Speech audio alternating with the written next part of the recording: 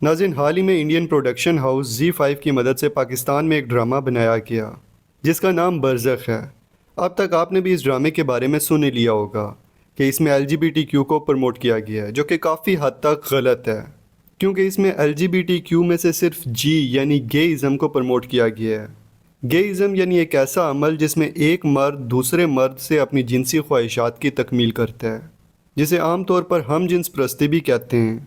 बरज़ख नामी इस ड्रामे में हम जिन्स परस्ती को प्रमोट किया गया है, लेकिन हम जिन्स परस्ती के अलावा भी इस ड्रामे में और बहुत सी काबिल एतराज़ चीज़ें मौजूद हैं। मसलन कबाला जादू की इलामात, द बुक ऑफ नोवेयर और फ्री मेसनरी के सिंबल्स। आज की वीडियो में हम इन तमाम चीज़ों को डिटेल से डिस्कस करेंगे। तो खुश आमदीद दोस्तों, मैं हूँ बशर हाशमी और आप देख रहे हैं एक्सपोज यूनिट यूट्यूब चैनल।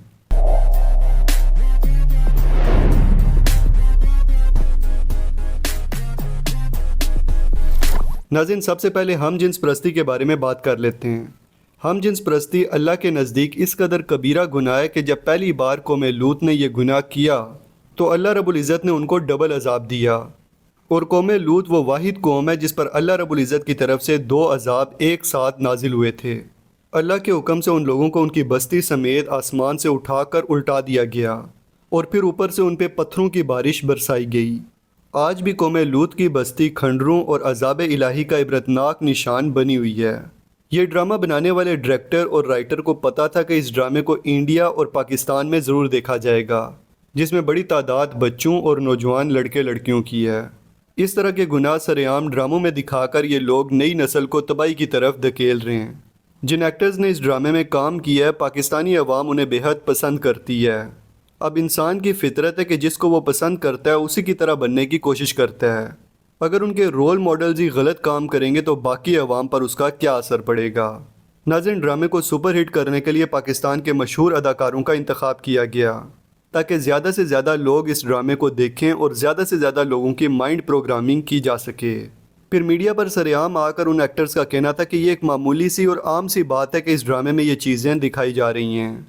ज़ाहिर है, जब किसी को इस तरह के कामों को प्रमोट करने के लिए भारी रकम दी जाए तो इंसान का ज़मीर तो खुद ही मर जाता है। ड्रामे के लीड रोल फवाद खान और सनम सईद ने एक इंटरव्यू में कहा है कि उन्होंने ये ड्रामा इसकी कहानी को पढ़कर एक्ट किया है और उन्हें इस बात पर फ़ख्र है कि उन्होंने इंडियन मीडिया प्रोडक्शन के साथ मिलकर इस ड्रामे को बनाया है। कहने को तो ये ड्रामा इंटरटेनमेंट के नाम पर बनाया गया है, लेकिन अगर 7 साल का बच्चा किसी मर्द को नहाते हुए देख रहा हो तो ये किस तरह की इंटरटेनमेंट है। एक छोटा बच्चा अपने बाप के साथ गंदे गंदे जोक क्रैक कर रहा हो तो ये किस तरह की इंटरटेनमेंट है। इस ड्रामे की कहानी को अगर एक लाइन में बयान किया जाए तो वो लाइन ये होगी कि एक आदमी अपनी मंगेतर के मरने के बाद उसकी रूह को बुलाकर उससे शादी करना चाहता है और ये पूरा ड्रामा इसी लाइन के इर्द गिर्द घूमता दिखाई देता है। ये ड्रामा फ्री मेसन और कबाला की इलामतों से भरा हुआ है।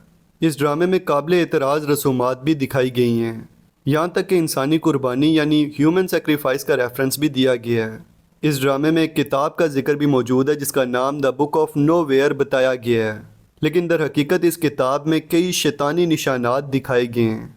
सबसे पहले तो आप देखेंगे इस पूरे ड्रामे में बार बार दरख्त का सिंबल दिखाया गया है, यहाँ तक कि इस ड्रामे का आगाज़ भी एक दरख्त से होता है और द बुक ऑफ नोवेयर में भी दरख्त बना हुआ है।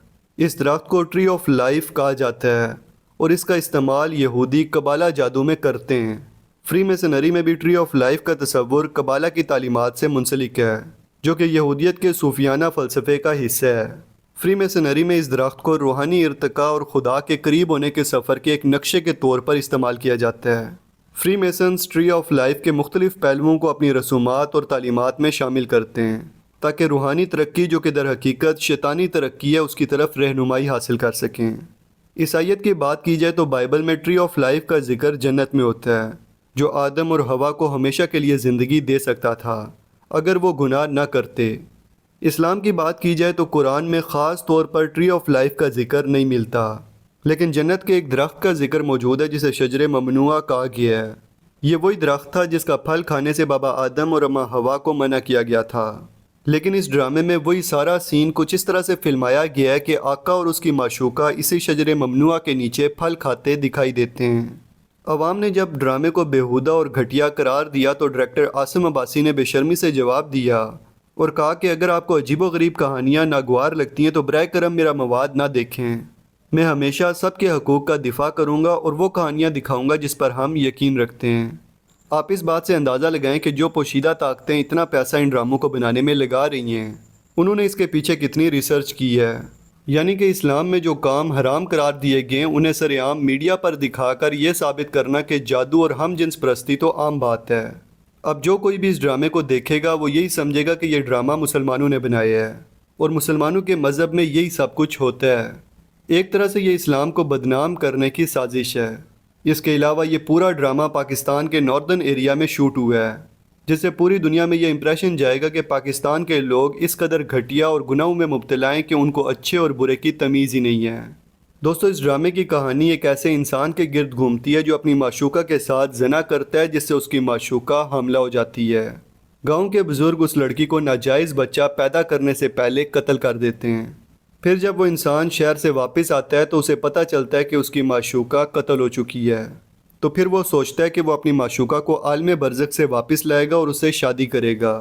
اب یہاں سمجھنے والی بات یہ ہے کہ عالم برزخ ایک ایسی جگہ ہے جو زندوں کو مردوں سے الگ کرتی ہے، اور جو بھی شخص ایک بار اس دنیا سے چلا گیا وہ کبھی بھی واپس نہیں آ سکتا۔ یہ اللہ رب العزت کا وہ فیصلہ ہے جو کبھی بھی بدل نہیں سکتا۔ لیکن یہ ڈرامہ اسلامی تعلیمات کے بالکل مخالف ہے۔ اس ڈرامے کے تقریباً ہر سین میں ہی جادو کو دکھایا گیا ہے، یہاں تک کہ یہ بھی دکھایا گیا ہے کہ گاؤں کی اکثر لڑکیوں کا بلاوا آتا ہے۔ بلاوا مطلب انہیں پہاڑوں میں اپنی جان دینی پڑے گی، یعنی ہیومن سیکریفائس۔ دوستو، ڈرامے کے ٹیکسٹ اے پہ غور کریں تو آپ صاف صاف فری میسن سمبل کو دیکھ سکتے ہیں، جو کہ یہ بتا رہا ہے کہ اس ڈرامے کی فنڈنگ اصل میں سیکرٹ سوسائٹیز کی طرف سے ہوئی ہے، جو کہ شیطان کا ایجنڈا پوری دنیا میں پھیلانا چاہتے ہیں۔ فری میسنری خود ایک شیطانی خفیہ تنظیم ہے۔ اس سب کے علاوہ ڈرامے کا نام بھی برزخ رکھا گیا ہے۔ برزخ وہ جگہ ہے جو کہ انسان کی موت کے بعد اور قیامت کے آنے سے پہلے کی ہے۔ اب آپ خود اندازہ لگائیں کہ اس طرح کے جادوئی اور ہم جنس پرستی دکھائے جانے والے ڈرامے کا اسلامی نام رکھنا یقیناً اللہ رب العزت کی قائم کردہ حدود کو چیلنج کرنا ہے۔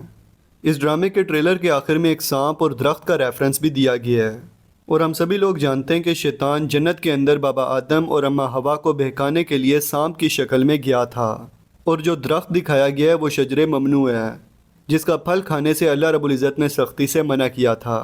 بالکل اسی طرح اب شیطان کے پیروکار ایک بڑے ایجنڈے کے تحت پوری دنیا کے لوگوں کو ایک بار پھر سے گمراہ کرنا چاہتے ہیں، جیسے شیطان نے بابا آدم اور اماں ہوا کو کیا تھا۔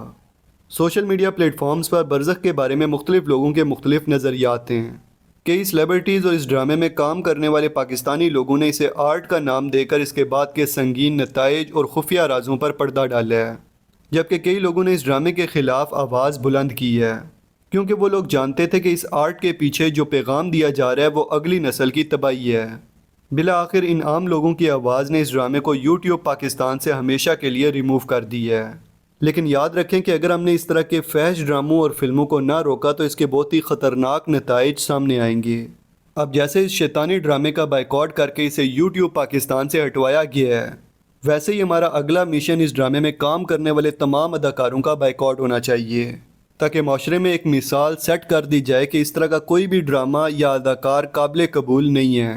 اب آپ کی اس بارے میں کیا رائے ہے کومنٹ سیکشن میں ضرور بتائیں۔ ویڈیو اچھی لگے تو ویڈیو کو لائک کریں اور مزید ویڈیوز کے لیے چینل کو بھی سبسکرائب کر لیں۔ جلدی ملتے ہیں ایک نئی ویڈیو کے ساتھ، تب تک کے لیے اپنا اور اپنے پیاروں کا خیال رکھیے گا۔ فی امان اللہ۔